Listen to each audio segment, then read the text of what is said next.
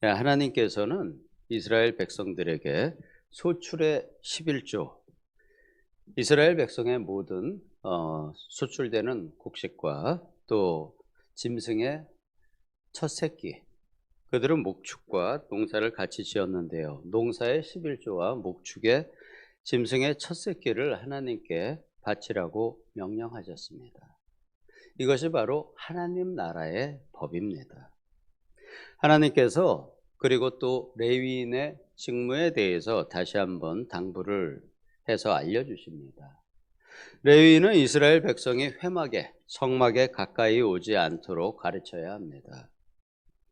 그들은 이스라엘 회중과 그 성막 사이에 거주를 하면서 성막의 설치와 또 관리와 이동을 책임집니다. 일반 이스라엘 백성들이 하나님께 바치는 11조를 자신들의 기업으로 받습니다. 대신 일반 백성들과 같이 땅의 소출이나 목축으로 생계를 유지하지 않습니다. 즉 그들은 하나님 나라를 잘 유지시키기 위한 사역을 담당하는 것입니다. 그들의 임무는 광야에서는 성막의 관리 그리고 또 이동을 책임을 집니다. 즉 이동할 때 성소를 철거하고 이동시키고 다시 설치를 담당하는 것입니다. 그리고 백성들과 성막 간의 거리를 유지하도록 그들이 중간에서 거리 유지의 역할을 합니다. 이것은 하나님의 집, 즉 성막과 성소를 관리하는 것입니다. 하나님의 집을 관리하는 집사의 역할을 맡은 것이죠.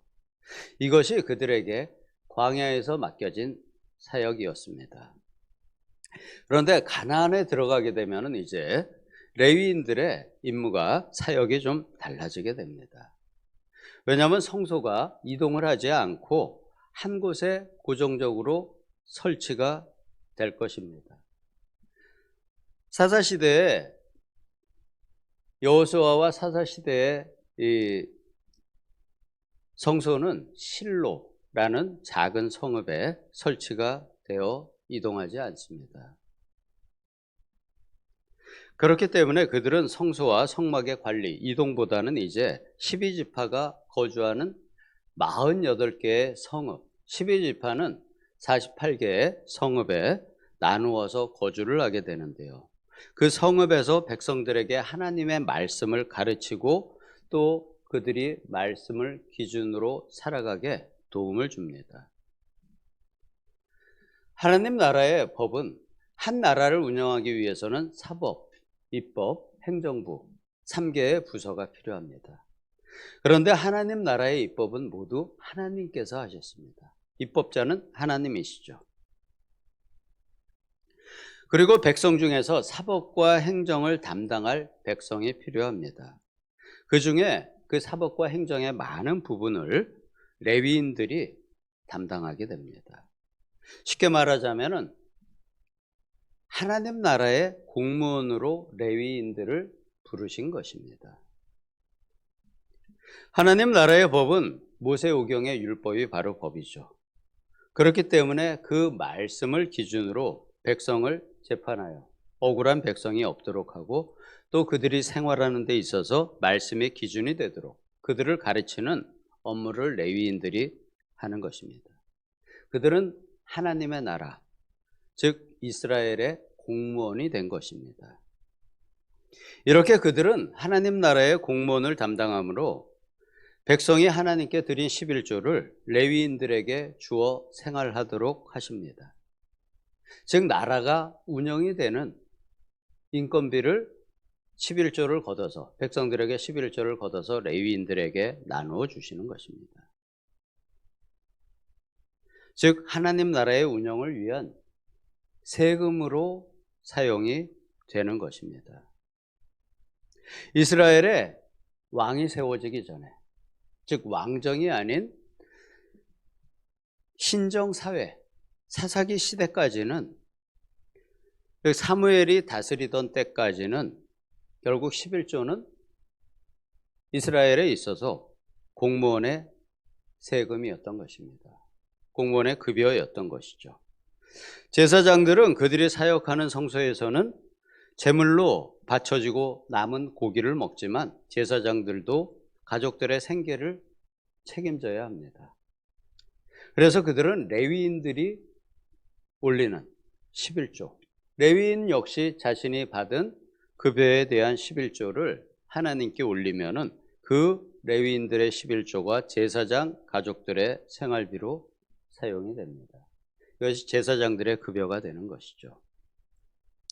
즉 백성들이 하나님께 드리는 11조는 레위인들이 사용을 하고 레위인들의 11조는 제사장이 사용을 합니다.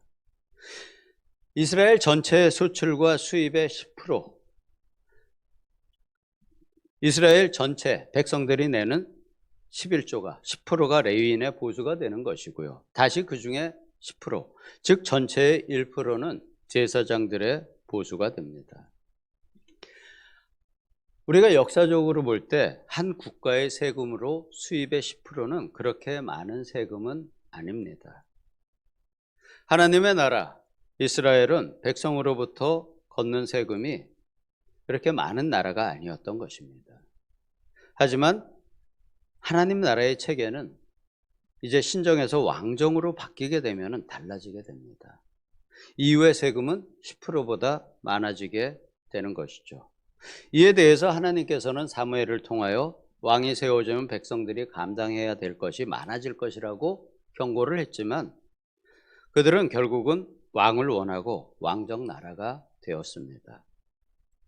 다윗은 그렇지 않았지만 이스라엘 왕정 시대에 가장 큰 영화를 누렸던 솔로몬 왕 때에도 백성들의 노역과 세금이 많은 부담이 되었음은 우리가 솔로몬의 아들 르호보암과 장로들의 대화를 통해서 짐작을 할 수가 있습니다.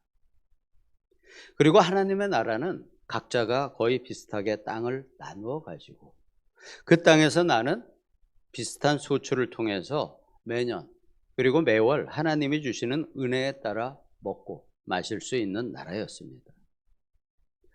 어느 한 가정이 일반 사회에서 보통 한 가정이 부를 이루어 재산이 만들어지는 데는 보통 수십 년의 세월이 필요합니다.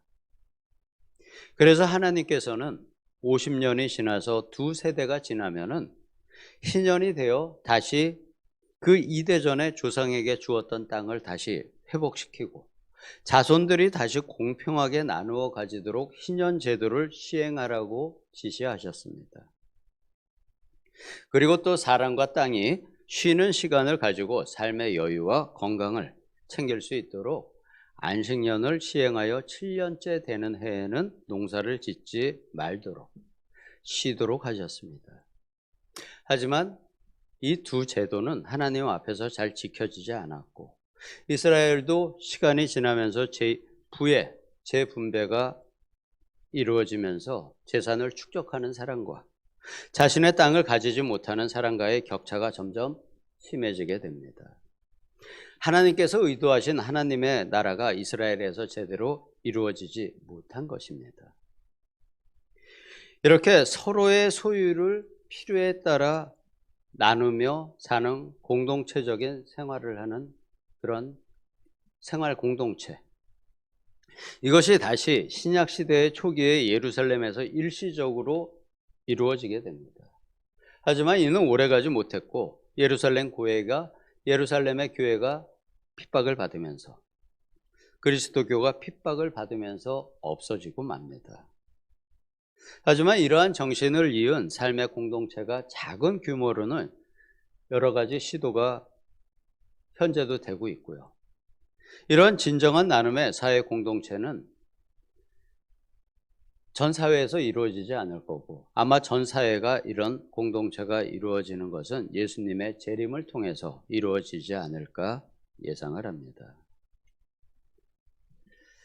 이 당시 지금 이 글이 이루어지는 민수기 그리고 이제 가나안 땅에 들어갔을 때 이스라엘 인구는 장정수, 즉 세금을 내는 사람의 숫자가 대략 60만 명이었습니다. 그 중에 레위인 수는 약 2만, 3만 대 정도로 계수가 되었었죠. 레위인의 숫자는 6만 명이 되지 않기 때문에 60만 명이 제대로 11조를 내었다면 레위인의 생활은 아마 풍족하였을 것입니다. 하지만 사사기 등에서 볼 수 있듯이 역사적으로 레위인의 삶이 궁핍한 경우가 많았던 것으로 보아서 백성들이 11조를 온전히 드리지 않았음을 알 수 있습니다. 지금 시대의 11조는 이 왕정 시대 이전의 11조와는 다른 의미이겠지만 나의 모든 것을 주신 하나님께 나의 수입 중에서 먼저 하나님께 올려드리는 나의 마음에 대하여 소홀하지 않아야 하겠습니다. 하나님께 우리의 모든 마음과 뜻과 힘을 다하여 아버지를 사랑하는 우리 성도님들과 제가 되기를 예수님의 이름으로 축원합니다. 아멘. 예, 기도하겠습니다. 내가 가진 모든 것이 하나님의 것이지만 힘과 마음을 다하여 아버지께 올려드릴 것을 먼저 구분하여 올려드릴 수 있는 우리가 되기를 예수님의 이름으로 기도드립니다. 아멘.